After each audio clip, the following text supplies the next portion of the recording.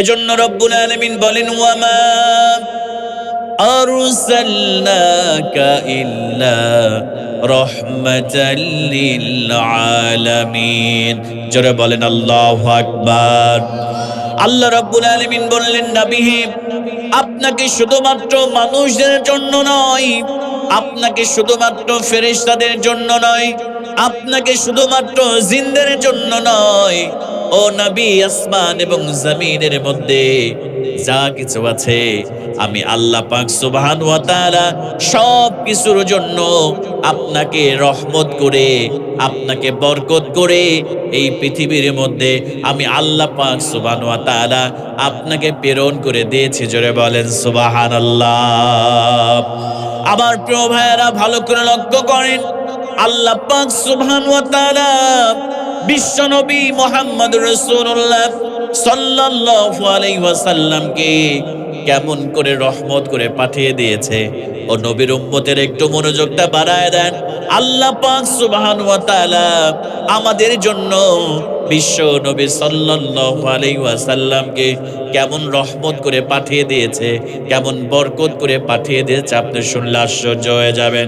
আমার মুসলমান ভাইয়েরা, এই পৃথিবীর মধ্যে আল্লাহ পাক সুবহানাহু ওয়া তাআলা প্রত্যেকটা নবী রাসূলকে একটি করে মুস্তাজাবুদ দাওয়া দিয়েছেন। একটি করে মুস্তাজাবুদ দাওয়া মানে হলো ওই দোয়াটা আল্লাহর কাছে যখনই করা হয়েছে, সঙ্গে সঙ্গে আল্লাহ পাক সুবহানাহু ওয়া তাআলা প্রত্যেকটা নবী রাসূলের দোয়া আল্লাহ পাক সঙ্গে সঙ্গে কবুল করে নিয়েছে। জোরে বলেন সুবহানাল্লাহ। আমার প্রিয় ভাইয়েরা, গভীর মনোযোগ। হযরত আদম আলাইহিস সালাতু ওয়াস সালাম সেই মুস্তাজাবুদ দাওয়া তিনি পেয়েছেন, দুনিয়াতে সেই মুস্তাজাবুদ দাওয়া করে ফেলেছেন। আমার প্রিয় ভাইয়েরা, হযরত ইউনূস আলাইহিস সালাতু ওয়াস সালাম মুস্তাজাবুদ দাওয়া এই দুনিয়াতে করে ফেলেছেন। হযরত নূহ আলাইহিস সালাতু ওয়াস সালাম সেই স্পেশাল দোয়া, সেই মুস্তাজাবুদ দাওয়া এই দুনিয়াতে করে ফেলেছেন। হযরত ইব্রাহিম আলাইহিস সালাতু ওয়াস সালাম, হযরত ঈসা আলাইহিস সালাম, হযরত মূসা আলাইহিস সালাতু ওয়াস সালাম, এই পৃথিবীতে যত পয়গম্বর আল্লাহ পাক সুবহানাহু ওয়া তাআলা প্রেরণ করে দিয়েছেন, সমস্ত নবী রাসূল সেই মুস্তাজাবুদ দাওয়া আল্লাহর কাছে দুনিয়াতেই করে ফেলেছেন। জোরে বলেন আল্লাহু আকবার। আমার মুসলমান ভাইয়েরা, এবার গভীর মনোযোগটা বাড়ায় দেন। বিশ্বনবী সাল্লাল্লাহু আলাইহি ওয়াসাল্লাম বলেন, ও আমার সাহাবীরা, সমস্ত নবী রাসূলগণ এই দুনিয়াতে সেই মুস্তাজাবুদ দাওয়া করে ফেলেছে। সমস্ত নবী রাসূলগণ এই পৃথিবীতে সেই স্পেশাল দোয়া করে ফেলেছেন, কিন্তু আমি রাসূলুল্লাহ সাল্লাল্লাহু আলাইহি ওয়াসাল্লাম এই দুনিয়াতে সেই মুস্তাজাবুদ দাওয়া করি নাই, সেই স্পেশাল দোয়া করি নাই। কারণ হলো, আমি এত কষ্ট সহ্য করলাম দুনিয়ার জমিনে। ও মুসলমান কলিজার টুকরা প্রিয় ভাইয়েরা, আমার আপনার নবীজি কেমন নবী আমরা পেয়েছি। আল্লাহর নবীজি বিশ্ব নবী সাল্লাল্লাহু আলাইহি ওয়াসাল্লাম ওই তায়েফের ময়দানে তিনি মুস্তাজাবুদ দাওয়া করতে পারতেন। আল্লাহর নবীজি যখন এই কোরআন হাতে করে তায়েফের ময়দানে গেলেন, যাওয়ার পরে তায়েফবাসীদেরকে ডাক দিয়ে বললেন, ইয়া আইয়ুহান নাস কুলু লা ইলাহা ইল্লাল্লাহ তুফলিহুন। ও তায়েফবাসীরা, তোমরা যদি এক আল্লাহর ইবাদত করো, এক আল্লাহর কোরআন যদি মেনে নাও, এক আল্লাহর আইন যদি, বিধান যদি তোমরা মেনে নাও, তাহলে তোমরা ইহকালীন এবং পরকালীন সফলতা তোমরা অর্জন করে ফেলবে। আমার মুসলমান কলিজার টুকরা প্রিয় ভাইয়েরা, যখন রাসূলুল্লাহ সাল্লাল্লাহু আলাইহি ওয়াসাল্লাম এই দাওয়াত দিতে শুরু করলেন, আমার প্রিয় ভাইয়েরা, সঙ্গে সঙ্গে তায়েফবাসীরা বিশ্বনবী সাল্লাল্লাহু আলাইহি ওয়াসাল্লামকে পাথর নিক্ষেপ করতে শুরু করে দিলেন। এমন করে আমার রাসূলকে পাথর মারা শুরু করলেন। আমার প্রিয় ভাইয়েরা, একটা করে পাথর আমার বিশ্বনবীর গায়ের মধ্যে যখন পড়ে যায়, আমার রাসূলের চামড়াটা ফেটে ফিনকি দিয়ে রক্তগুলো জমিনের মধ্যে পড়ে যায়। জোরে বলেন নাউজুবিল্লাহ। আল্লাহর নবী বিশ্বনবী সাল্লাল্লাহু আলাইহি ওয়াসাল্লাম তায়েফবাসীদেরকে ডাক দিয়ে বললেন, তায়েফবাসীরা, আমি তো তোমাদের কাছে সম্পদের জন্য আসি নাই, আমি তো তোমাদের কাছে উটের জন্য আসি নাই, আমি তো তোমাদের কাছে খেজুর বাগানের জন্য আসি নাই, আমি তো তোমাদেরকে কোরআন দিয়ে আল্লাহর তাওহীদের দিকে ডাকতে এসেছি, জাহান্নামের পথ থেকে। আমি তো তোমাদেরকে জান্নাতের পথ দেখাতে এসেছি। আমারে আর মেরো না। জন্মের আগে আমার বাবা মারা গিয়েছে, জন্মের পরে আমার মায়ের আদর তেমন আমি পাই নাই, আমার মাও কিছুদিনের মধ্যে মারা গিয়েছে, মায়ের আদর তেমন পাই নাই। আমি হলাম এতিম নবী, আমার আর আঘাত করো না, আমারে আর মেরো না, আঘাত সহ্য হয় না। ও মুসলমান ভাইয়েরা, আমার আপনার নবীজি কোরআনের জন্য মার খেয়েছে। তায়েফবাসীরা মারতে মারতে আমার নবীজিকে অজ্ঞান করে ওই তায়েফের ময়দানে আমার আপনার নবীজি লুটিয়ে পড়েছে, তবুও মুস্তাজাবুদ দাওয়া আমার আপনার নবীজি ওই তায়েফের ময়দানে তিনি করেন নাই। জোরে বলেন সুবহানাল্লাহ। আমার প্রিয় ভাইয়েরা, শুধু তাই নয়, আল্লাহর নবীজি মুস্তাজাবুদ দাওয়া বদরের প্রান্তরে করতে পারতেন। ৩১৩ জন সাহাবী নিয়ে ১০০০ সৈন্যের বিরুদ্ধে লড়াই করেছে, কাফেরদের সঙ্গে লড়াই করেছে, সেই দিনও মুস্তাজাবুদ দাওয়া করে নাই। আমার আপনার নবীজি যখন সেজদায় চলে যেতেন, কাফেরেরা উটের পচা গলা নারী ভুঁড়িগুলো বিশ্ব নবীর মাথার উপরে চাপিয়ে দিতেন। ওদের প্রান্তরে আমার নবীজির দান মুবারক শহীদ হয়ে গেল, লোহার হেলমেটটা মাথার মধ্যে ঢুকে গেল। ও মুসলমান মায়েরা, সেই দিনও আমার আপনার নবীজি মুস্তাজাবুদ দাওয়া করেন নাই। আল্লাহর নবীজি সাল্লাল্লাহু আলাইহি ওয়াসাল্লাম সমস্ত সাহাবায়ে কেরামদেরকে ডাক দিয়ে বললেন, ও সাহাবীরা শুনে নাও, কাল কিয়ামতের দিন, কঠিন মুসিবতের সময়, যেদিন ভাই তার ভাইয়ের কোনো কাজে আসবে না, আল্লাহ পাক সুবহানাহু ওয়া তাআলা বলে দিয়েছেন, সূর্যটা যখন মাথার উপরে চলে আসবে, মানুষের মগজগুলো টকবক করে ফুটতে থাকবে। আমার মুসলমান ভাইরা, মাথার মগজগুলো ভাতের মারের মতো নাক দিয়ে পড়বে, কান দিয়ে পড়বে, কারো বা মুখ দিয়ে বের হয়ে যাবে। আল্লাহ পাক সুবহানাহু ওয়া তাআলা বলেন, ইয়াউমা ইয়াফিরুল মারউ মিন আখিহি, ভাই তার ভাইকে দেখে পলায়ন করবে, ওয়া উম্মিহি, মা তার সন্তানকে দেখে পলায়ন করবে, ওয়া আবি, বাবা তার সন্তানকে দেখে পলায়ন করবে। আমার প্রিয় ভাইরা, ওয়া সাহিবাতি, স্ত্রী তার স্বামীকে দেখে পলায়ন করবে, ওয়া বানি, সন্তানগুলো তার পিতা মাতাকে দেখে পলায়ন করবে। আল্লাহর নবীজি সাল্লাল্লাহু আলাইহি ওয়াসাল্লাম বললেন, আমার সাহাবীরা শুনে নাও, ওই কিয়ামতের দিনে সবাই সবাইকে দেখে পলায়ন করবে। আমি নবীজি সাল্লাল্লাহু আলাইহি ওয়াসাল্লাম ওই কিয়ামতের মাঠে আল্লাহর কদমে আমার আপনার নবীজি সেজদা দিয়ে কান্না শুরু করে দিবেন। আমার প্রিয় ভাইয়েরা, ভালো করে লক্ষ্য করেন, আল্লাহর নবীজি সেজদা দিয়ে কান্না করতে করতে বেহুশ হয়ে যাবেন। আল্লাহ পাক সুবহানাহু ওয়া তাআলা সর্বশেষ সেই কষ্ট আর সহ্য করতে পারবেন না। আল্লাহ পাক রব্বুল আলামিন বিশ্বনবীকে বলবেন, ও আমার হাবিব, আর আপনি কান্না করবেন না, ইরফা রাসাক, আপনার মাথাটা উত্তোলন করেন, সেজদা থেকে মাথা ওঠান, আজকে আপনি যা চাইবেন আমি আল্লাহ পাক সুবহানাহু ওয়া তাআলা আপনাকে তাই দিয়ে ধন্য করে দেব। জোরে বলেন সুবহানাল্লাহ। এবার আমার আপনার নবীজি বিশ্ব নবী সাল্লাল্লাহু আলাইহি ওয়াসাল্লাম এবার মাথাটা উত্তোলন করার পর আল্লাহকে ডাক দিয়ে বলবে, আল্লাহ তাআলা, দুনিয়াতে কত মার খেয়েছি কোরআনের জন্য, দুনিয়াতে তায়েফের ময়দানে রক্ত ঝরিয়েছি, ওদের প্রান্তরে দান মোবারক শহীদ করেছি, কাফেররা গলার সঙ্গে রশি বেঁধে আমাকে টেনেছে, আমাকে মেরে ফেলার জন্য হুমকি দিয়েছে, আমাকে জেলের মধ্যে আবদ্ধ করে রেখেছে। আল্লাহ তাআলা, তুমি যে একটা মুস্তাজাবুদ দাওয়া দিয়েছিলাম, দুনিয়াতে ওই মুস্তাজাবুদ দাওয়া করি নাই। আল্লাহ তাআলা আজকে সেই মুস্তাজাবুদ দাওয়া তোমার কাছে করতে চায়। আল্লাহ তাআলা, তুমি আমার গুনাহগার উম্মতদের মাফ করে দিয়া তুমি আমার গুনাহগার উম্মতদেরকে জান্নাতি বানায় দাও। জোরে বলেন সুবহানাল্লাহ। পাক সুবহানাহু ওয়া তাআলা ডাক দিয়ে বলবে, হাবিব, আপনি চিন্তা করবেন না, আপনি টেনশন করবেন না। আপনার দোয়াকে কবুল করা হলো, মঞ্জুর করা হলো। জান গো হাবিব, আপনার গুনাহগার উম্মতদেরকে নিয়ে আপনি জান্নাতের মধ্যে প্রবেশ করেন। আবার আপনার নবীজি ডানে তাকাবে, বামে তাকাবে, পিছনে তাকাবে, সামনে তাকাবে, আর গুনাহগার উম্মতদেরকে নিয়ে আল্লাহর নবীজি বাছাই করে করে, আমার প্রিয় ভাইয়েরা, আল্লাহর নবীজি আল্লাহু আকবার স্লোগানের মিছিল দেয়া আল্লাহ পাক সুবহানাহু ওয়া তাআলার হাবিব এবারে জান্নাতের মধ্যে এই গুনাহগার উম্মতদেরকে নিয়ে প্রবেশ করবে। এই গুনাহগার উম্মত ছাড়া আল্লাহর নবীজি, আমার আপনার নবীজি সাল্লাল্লাহু আলাইহি ওয়াসাল্লাম, তিনি ওই জান্নাতের মধ্যে প্রবেশ করবে না। জোরে বলেন আল্লাহু আকবার। এজন্য আল্লাহ পাক সুবহানাহু ওয়া তাআলা স্মরণ করে দিলেন, ওয়ামা আরসালনাকা ইল্লা রাহমাতাল লিল আলামিন।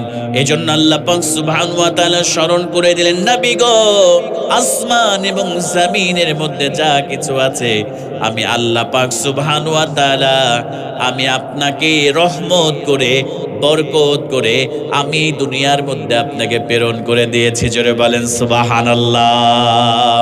এজন্য প্রিয় ভাইয়েরা, যে রাসূল আমাদের জন্য রহমত হিসেবে এসেছে, যে রাসূল আমাদের জন্য বরকত হিসেবে এসেছে, তাহলে সেই রাসূলকে মহব্বত করা, সেই রাসূলকে ভালোবাসা, সেই রাসূলের প্রতি ঈমান আনা এবং সেই রাসূলের প্রতি আমাদের আনুগত্য করার দরকার আছে না নাই? বলেন তো ভাইয়েরা। আল্লাহ রাসূলকে আনুগত্য করতে হবে, মহব্বত করতে হবে, জীবনের থেকেও বেশি, সন্তানের থেকেও বেশি, আমার আত্মীয় স্বজনের থেকেও বেশি। তাছাড়া কিন্তু আমরা ঈমানদার হতে পারবো না। আল্লাহ রাসূল সাল্লাল্লাহু আলাইহি ওয়াসাল্লামকে জীবন দিয়ে সাহাবায়ে কেরাম রাদিয়াল্লাহু তাআলা আনহুরা, তারা জীবনের সবথেকে বেশি আল্লাহ রাসূলকে সবথেকে বেশি মহব্বত করেছেন। ও প্রিয় ভাইয়েরা, রাসূলুল্লাহ সাল্লাল্লাহু আলাইহি ওয়াসাল্লাম এর জন্য সাহাবায়ে কেরাম নিজেদের জীবন পর্যন্ত তারা উৎসর্গ করে দিয়েছেন। আল্লাহু আকবার বলবেন না? অথচ আজকে আমরা সেই রাসূলের উম্মত হিসেবে আজকে আমাদের জীবন তো উৎসর্গ করে দেওয়া দূরের কথা, আজকে মুসলমানেরা 5 ওয়াক্ত নামাজই পড়ে না। এরকম মুসলমান আছে না নাই? বলেন তো ভাইরা। নামাজ পড়ে না, রোজা করে না, কোরআন পড়ে না, হজ যাকাত ফরজ হয়েছে সেইগুলো আদায় করে না, অথচ নিজেকে বড় আশিকে রাসূল বলে দাবি করে, নিজেকে রাসূলের উম্মত বলে দাবি করে।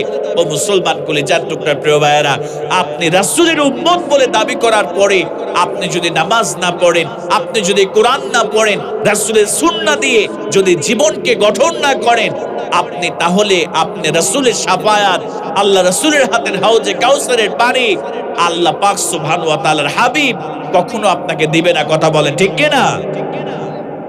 এজন্য আমার প্রিয় ভাইয়েরা, এই পৃথিবীতে যত মানুষ এসেছে সব থেকে আমার রাসূলের উত্তম আচরণ দিয়ে, উত্তম চরিত্র দিয়ে আল্লাহ পাক সুবহানাহু ওয়া তাআলা এই পৃথিবীতে আমার আপনার রাসূলকে প্রেরণ করে দিয়েছে। ও কলিজার টুকরা প্রিয় ভাইয়েরা, আল্লাহ পাক সুবহানাহু ওয়া তাআলা বলেছেন, ওয়া ইন্নাকা লাআলা খুলুকিন আযীম। আমার প্রিয় ভাইয়েরা, আল্লাহ পাক রাসূলুল্লাহকে মহান চরিত্র দিয়ে এই পৃথিবীর মধ্যে আল্লাহ পাক রব্বুল আলামিন প্রেরণ করে দিয়েছে।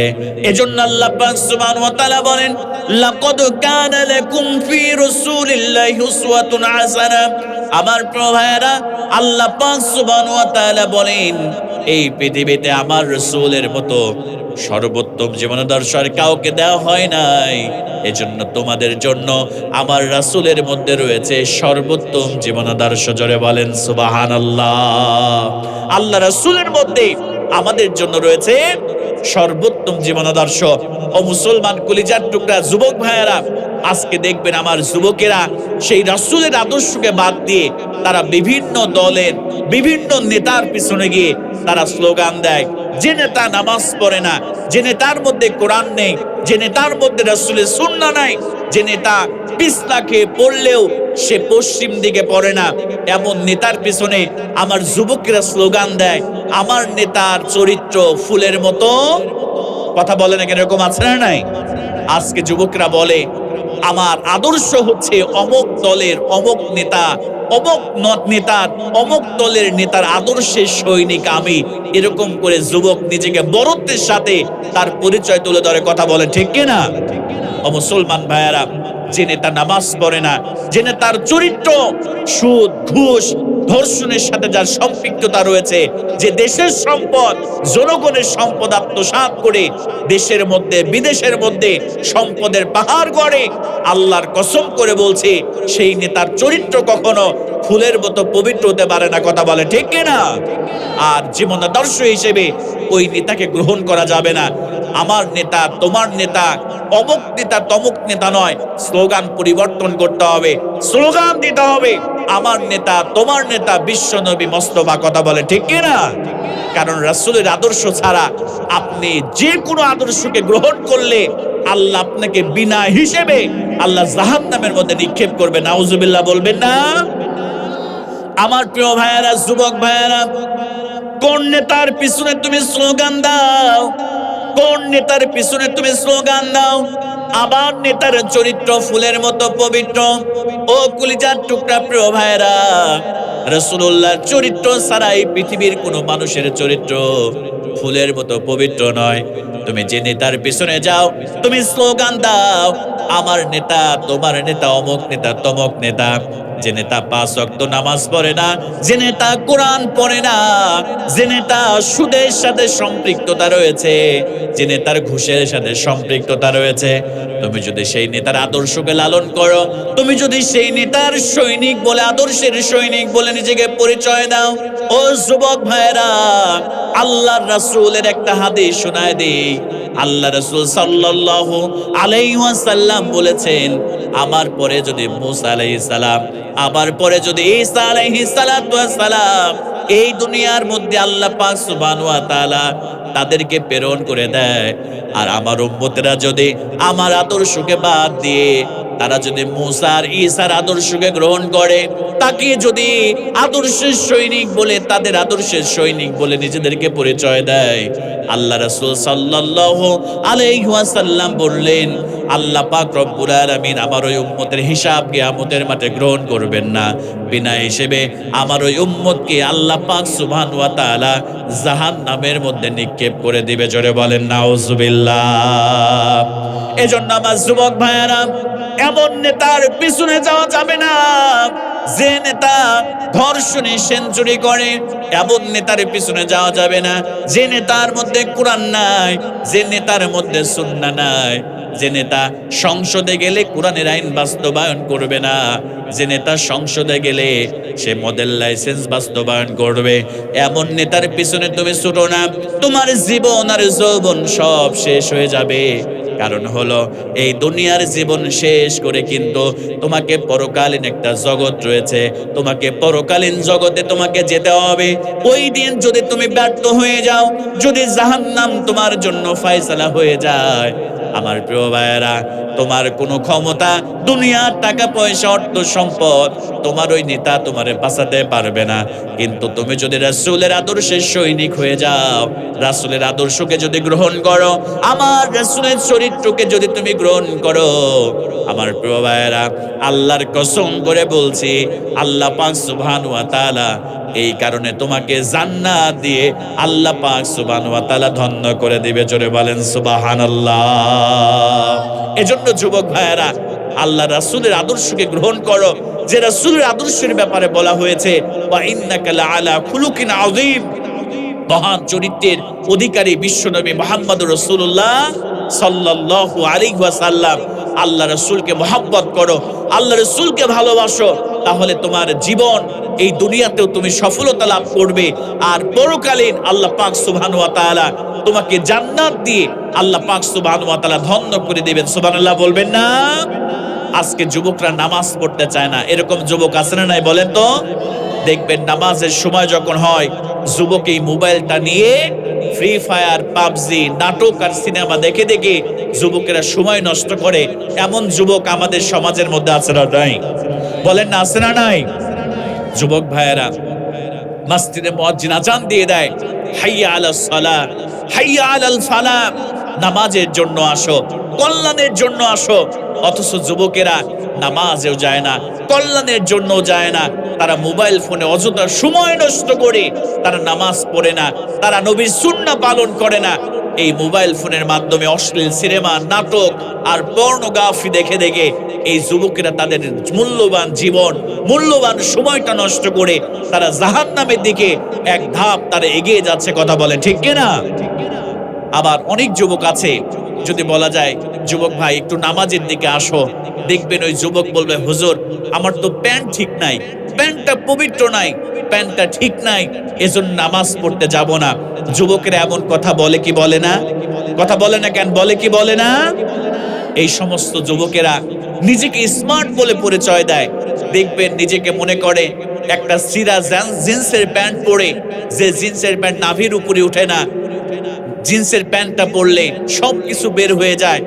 এই যুবকরা নিজেদেরকে মনে করে আমার মতো স্মার্ট পোলা এই সমাজের বুকে, এই এলাকার মধ্যে আর একটাও নাই। কথা বলে ঠিক কিনা? দাঁড়ায় দাঁড়ায় পেশাব করে আর চিন্তা করে আমি হচ্ছে স্মার্ট, আমার থেকে এত স্মার্ট ছেলে, আমার থেকে সুদর্শন ছেলে এই সমাজের বুকে একটাও নাই। যুবক, তুমি যদি নামাজ না পড়ো, কোরআন না পড়ো, রাসূলের সুন্নাহ যদি না মানো, তুমি ওই পোশাকের মাধ্যমে তুমি নিজেকে তুমি স্মার্ট দাবি করো, আমি মনে করি তুমি স্মার্ট নও। তুমি হচ্ছ এই পৃথিবীর মধ্যে সব থেকে ব্যাকডেটেড এবং তুমি হচ্ছে সব থেকে খ্যাত পোলা। কথা বলে ঠিক কিনা? স্মার্ট তো সেই সমস্ত যুবক যারা 5 ওয়াক্ত নামাজ পড়ে, স্মার্ট তো সেই যুবক যারা কোরআন পড়ে, স্মার্ট তো সেই যুবক যারা মুখে দাড়ি রাখে, স্মার্ট তো সেই যুবক যারা কোরআন দিয়ে তার সমাজকে পরিবর্তন করতে চায়, তার পরিবারকে পরিবর্তন করতে চায়, তার রাষ্ট্রকে পরিবর্তন করতে চায়। এরাই হচ্ছে এই যুগের সবথেকে স্মার্ট ছেলে পেলে। কথা বলে ঠিক কিনা? আমার কলিজার টুকরা যুবক ভাইয়েরা, 5 ওয়াক্ত নামাজ পড়ো, রাসূলের সুন্নাহ দিয়ে জীবন গড়ো। ও কলিজার টুকরা যুবক ভাইয়েরা, নামাজ ছেড়ে দিও না। একজন যুবকের সেজদার দাম কিন্তু আল্লাহর কাছে অনেক দামি। একটা যুবক যখন সেজদা দিয়া আল্লাহর কদমে লুটিয়ে পড়ে সুবহান রাব্বিয়াল আলা বলে, আমার যুবক কলিজার টুকরা তরুণ ভাইয়েরা, আল্লাহ পাক সুবহানাহু ওয়া তাআলা ওই যুবকদের উদ্দেশ্য করে ফেরেশতাদেরকে জিজ্ঞেস করে আমার যুবক বান্দারা কি বলতেছে। এবার ফেরেশতারা বলে আল্লাহ তাআলা তোমার যুবক বান্দা তোমার কদমে সেজদা দিয়া তোমার বরত্বের ঘোষণা করে, তোমার পবিত্রতার ঘোষণা করে। আল্লাহ পাক সুবহানাহু ওয়া তাআলা এবার ফেরেশতাদেরকে ডাক দিয়ে বলে আমার ফেরেশতারা তোমরা সাক্ষী হয়ে যাও, আমার বান্দা যেহেতু আমারে পবিত্র বলেছে, আমাকে সব থেকে বড় বলেছে, আমারে পবিত্র বলেছে, আমি আল্লাহ পাক সুবহানাহু ওয়া তাআলা আমার যুবক বান্দা সেজদা থেকে মাথা তোলার আগে আমি তার জীবনে সব গুনাহ মাফ করে দিয়া আমিও তারে পবিত্র বানায় দিলাম। জোরে বলেন সুবহানাল্লাহ। আল্লাহ পাক বলে আমার যুবক বান্দা যেহেতু আমাকে পবিত্র বলেছে, আমাকে বড় বলেছে, ফেরেশতারা তোমরা সাক্ষী হয়ে যাও, আমার যুবক বান্দা যেহেতু আমারে পবিত্র বলেছে, আমি আল্লাহ পাক সুবহানাহু ওয়া তাআলা আমার যুবক বান্দার জীবনের সমস্ত গুনাহ মাফ করে আমি আল্লাহ পাক সুবহানাহু ওয়া তাআলা আমার যুবক বান্দাকেও পবিত্র বানাই দিলাম। আল্লাহু আকবার বলবেন না ভাইরা? এজন্য আজকে দেখবেন অনেক যুবক আছে যারা পড়াশোনা শেষ করে অনার্স মাস্টার্স কমপ্লিট করে ইঞ্জিনিয়ারিং পাশ করে বেকারত্বের ঘানি নিয়ে অনেক যুবক তারা দিন কাটায়। এরকম যুবক আছে না নাই বলেন তো ভাইরা? এর কারণ হচ্ছে একটাই, আজকে যুবকদের মধ্যে আল্লাহর ভয় নাই, রাসূলের সুন্নাহ নাই, কোরআন নাই। এই কারণে আল্লাহ পাক সুবহানাহু ওয়া তাআলা তাদের জীবন থেকে রহমত, তাদের জীবন থেকে বরকত আল্লাহ পাক সুবহানাহু ওয়া তাআলা তিনি উঠিয়ে নিয়েছেন। সম্মানিত কলিজার টুকরা যুবক ভাইয়েরা, যদি তুমি আল্লাহর ভয় নিয়ে তোমার জীবনকে পরিচালনা করো, যদি আল্লাহর ভয় তোমার মধ্যে থেকে থাকে, আল্লাহ পাক সুবহানাহু ওয়া তাআলা তোমার সঙ্গী হয়ে যাবে। সুবহানাল্লাহ বলবেন না? হযরতে আবু বকর সিদ্দিক রাদিয়াল্লাহু তাআলা আনহু, আপনারা কি তার নাম শুনেছেন? কথা বলেন, কে নাম শুনেছেন? ইসলামের প্রথম খলিফা হচ্ছে হযরত আবু বকর সিদ্দিক রাদিয়াল্লাহু তাআলা আনহু।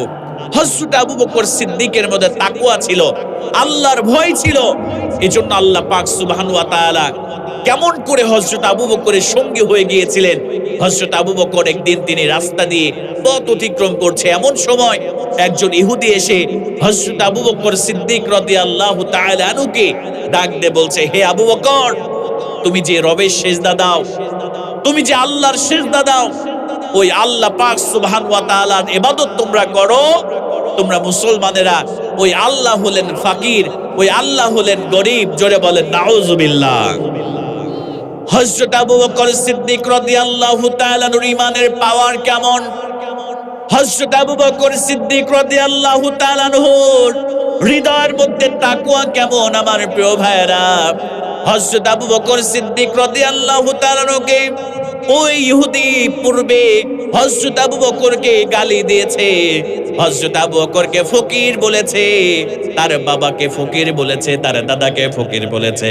হযরত আবু বকর তাকে কিছু বলে নাই, কিন্তু যেই দিন হযরত আবু বকরকে ইহুদি ডাক দিয়ে বলে, আবু বকর রে, তোমরা যে আল্লাহর ইবাদত করো, যে আল্লাহর বন্দেগী করো, যে আল্লাহর দাসত্ব তোমরা করো, ওই আল্লাহ হলেন ফকির, ওই আল্লাহ হলেন গরিব।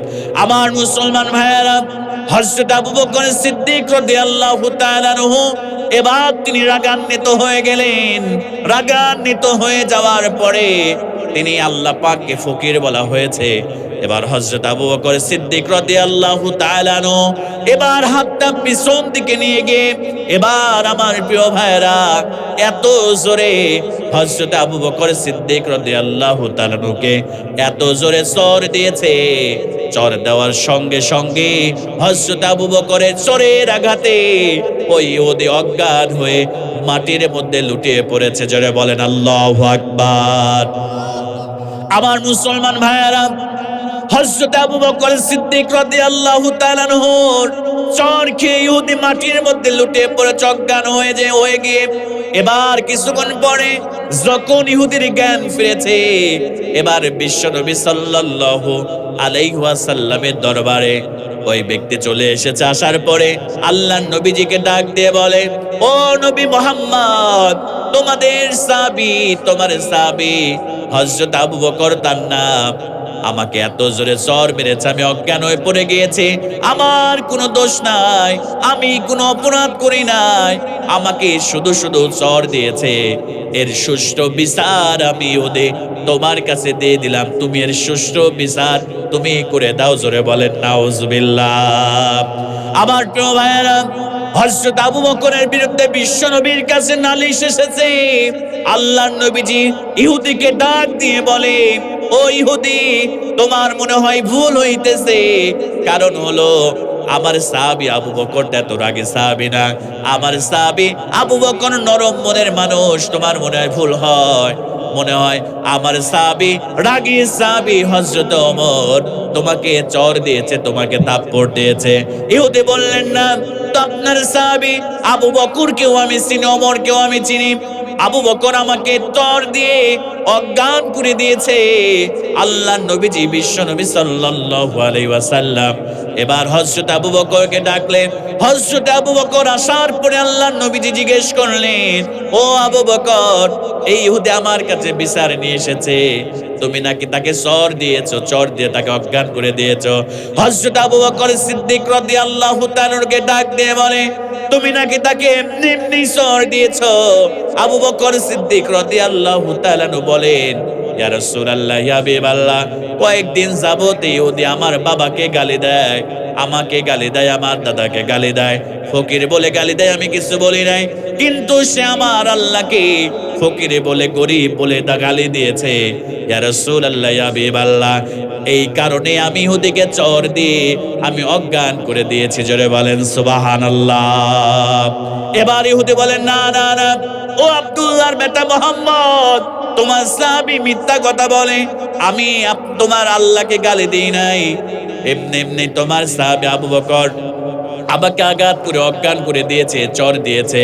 হযরত আবু বকরকে আল্লাহর নবী যে এবার বললেন, আবু বকর রে, তোমার কি কোনো সাক্ষী আছে নাকি তোমাকে গালি দিয়েছে এই জন্য তুমি চর দিয়েছো?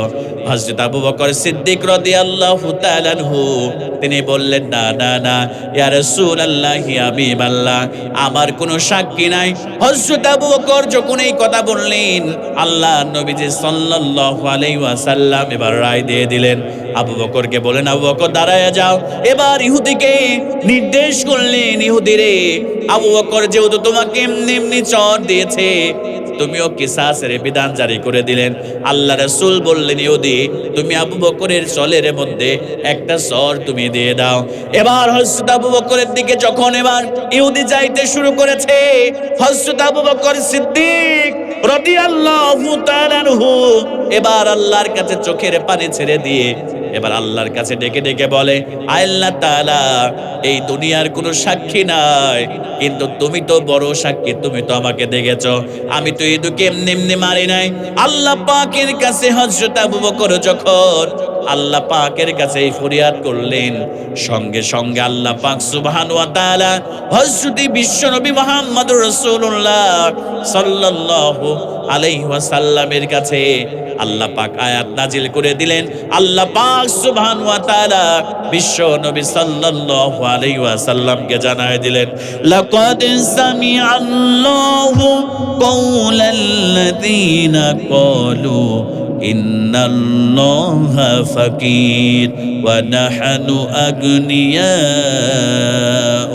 আল্লাহ পাক সুবহানাহু ওয়া তাআলা বিশ্ব নবী সাল্লাল্লাহু আলাইহি ওয়াসাল্লামকে জানায় দিলেন, রাসূল গো, ও আমার হাবিব শুনে নেন, কে আমাকে ফকির বলে গালি দিয়েছে, আমি নিশ্চয় আল্লাহ পাক সুবহানাহু ওয়া তাআলা এইটা ভালো করে জানি। জোরে বলেন সুবহানাল্লাহ। আল্লাহ পাক আয়াত নাজিল করে দিলেন। এবার আল্লাহ রাসূল ইহুদিকে থামাই দিলেন, ইহুদি তুমি মিথ্যা কথা বলছো, আমার আবু বকর তোমাকে এমনি এমনি মারে নাই, এমনি এমনি আঘাত করে নাই, তুমি আমার আল্লাহকে ফকির বলে গালি দিয়েছো, এজন্যই তোমাকে আঘাত করা হয়েছে। তুমি স্টপ হয়ে যাও, তুমি চুপ থাকো, আমার আবু বকরের গায়ে তুমি আঘাত করো না। জোরে বলেন সুবহানাল্লাহ। এজন্য প্রিয় ভাইয়েরা, আমরা যদি আল্লাহর ভয় আমাদের হৃদয়ের মধ্যে রাখতে পারি, আল্লাহর জন্য যদি আমরা হয়ে যাই, আমাদের প্রতিটা কাজ যদি আল্লাহর জন্য, আল্লাহ সন্তুষ্টির জন্য হয়, আল্লাহ পাক সুবহানাহু ওয়া তাআলা তিনি আমাদের হয়ে যাবেন। জোরে বলেন সুবহানাল্লাহ। এজন্য সম্মানিত প্রিয় ভাইয়েরা, আমার কলিজার টুকরা প্রিয় ভাইয়েরা, রাসূলুল্লাহ সাল্লাল্লাহু আলাইহি ওয়াসাল্লামকে আল্লাহ রহমত করে, আল্লাহ বরকত করে এই পৃথিবীতে প্রেরণ করে দিয়েছে। আমরা সেই রাসূলের ইত্তেবা, আমরা সেই রাসূলের অনুসরণ আমরা করে আমাদের জীবনকে আমরা ঢেলে সাজাবার চেষ্টা করব ইনশাআল্লাহ। আল্লাহ নবী সাল্লাল্লাহু আলাইহি ওয়াসাল্লাম তিনি কখনো মিথ্যা কথা বলেন নাই, আমরাও কখনো মিথ্যা বলবো না। আল্লাহ রাসূল কখনো ওয়াদার খেলাফ করেন নাই, আমরা ওয়াদার খেলাফ করব না। আল্লাহ রাসূল সাল্লাল্লাহু আলাইহি ওয়াসাল্লাম তিনি কখনো ওজনে কম দেন নাই, আমরা ওজনে কম দিব না। আল্লাহর নবী বিশ্ব নবী মুহাম্মদ রাসূলুল্লাহ সাল্লাল্লাহু আলাইহি ওয়াসাল্লাম তিনি কখনো চগলখুরি করেন নাই, মানুষকে কষ্ট দেয় নাই, আমরাও কখনো মানুষদেরকে কষ্ট দিব না। এইভাবে যদি প্রত্যেকটা ক্ষেত্রে রাসূলুল্লাহ সাল্লাল্লাহু আলাইহি ওয়াসাল্লামের আনুগত্য দিয়ে আমরা যদি আমাদের জীবনকে ঢেলে সাজাতে পারি, আল্লাহ পাক সুবহানাহু ওয়া তাআলা তাহলে আমাদের ইহকালীন শান্তি এবং পরকালীন নাজাত দিয়ে আল্লাহ পাক আমাদের ধন্য করে দেবে ইনশাআল্লাহ।